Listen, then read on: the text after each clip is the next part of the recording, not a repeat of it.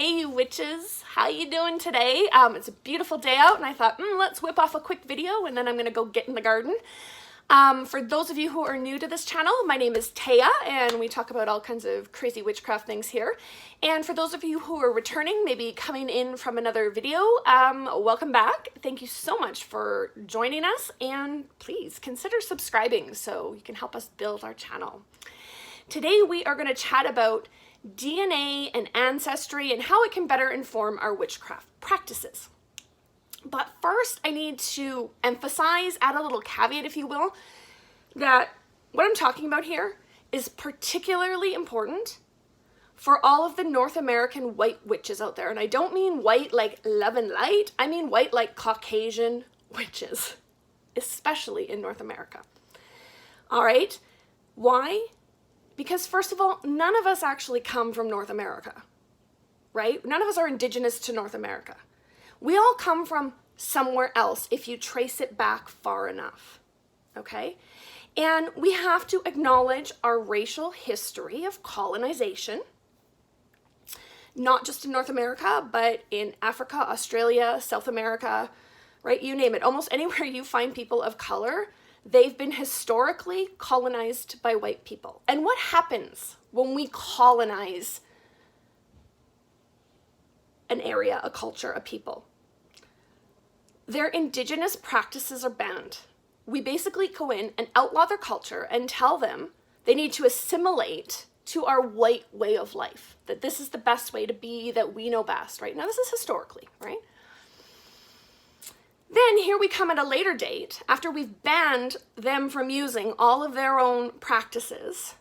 So they've maybe been using them in secret, right? They've been persecuted for these things over time. And now here we come in, later date, like 2021, all us little white witches, and we're like, oh my God, this is so cool. I'm gonna use that in my practice. Just because we as white people want to do it now doesn't make that okay.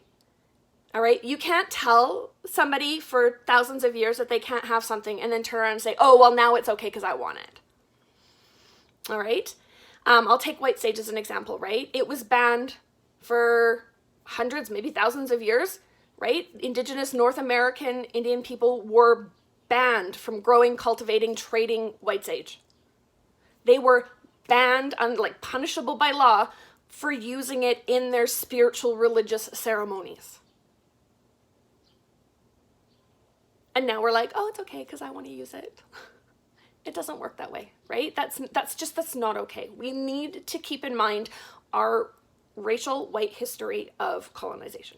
Now, all that being said, I'm just saying we have to be knowledgeable about what historically has been done and its impact.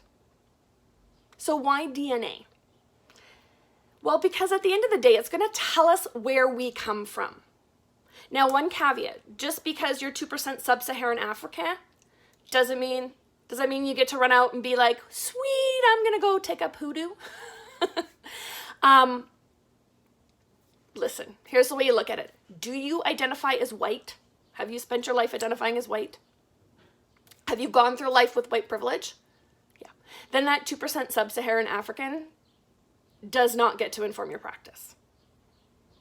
Sorry. It doesn't work like that, right? Again, we need to be mindful of our history. Now, if it comes up as, 40%, chances are you've got some color in your skin and you have not gone through life with white privilege. Go and explore. But for all of us white folk, that's a hard no, right? If you're 2% Native North American, it doesn't mean that you get to now all of a sudden burn white sage with impunity. Okay, if you identify as white, you've gone through life with white privilege, you need to stay in your lane. So, of course, there's DNA. You've also got family history that you can pull from. Some of us don't have that. Sometimes we only have small snippets here and there. So that's why I like DNA, because it gives you a very cut and dried scientific information about where you come from. So on my dad's side, the story is that we're Scottish. And originally, way back when, we were from Ireland and we stole some sheep.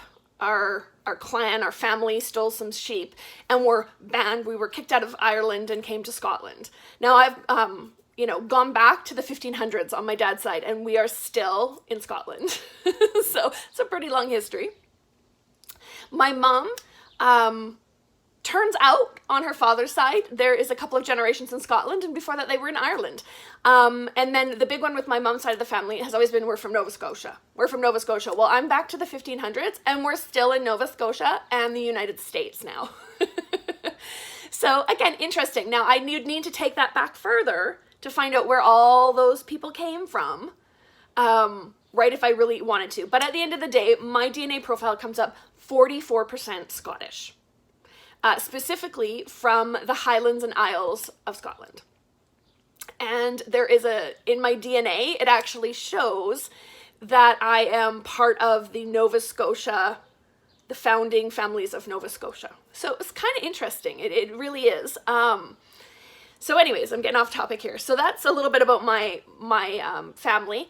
And when you're back in the 1500s in America, there's a little, there's, you know, somebody from Germany, somebody from Ireland, somebody from the Netherlands, but it's just little small snippets. But I do have, I think I'm 19% Irish, 3% Scandinavian, so I think that would be the Netherlands coming in there, 11% Germanic, and almost 25%, oh, I can't remember what it is, but it's from my grandparents who are from Austria. So for me, how do I pull this into my practice? What does it mean? For me, 44% Scottish, that to me, that's my big history. That's where I come from. So I pull it into my practice with Scottish folk magic. That's what I practice. And really, that's like the origin of the like red thread and rowan berries you wear for protection or you hang for protection. That's from Scotland. I also like to play with the intersection of Catholicism, which has a rich history of being demonized as witchcraft after the 17th century Protestant Reformation in Scotland. So that's kind of a fun thing I like to bring into my practice. And at the end of the day, the point is I'm staying in my lane. I'm staying in my lane. And I might adopt practices. I'm informed by Scottish folk magic, but say I don't have a specific herb here. So something that maybe in Scotland, my ancestors could have gone out to the fields in their outback and just picked and made, I don't know, whatever charm or protection they were making. And I might not have that here.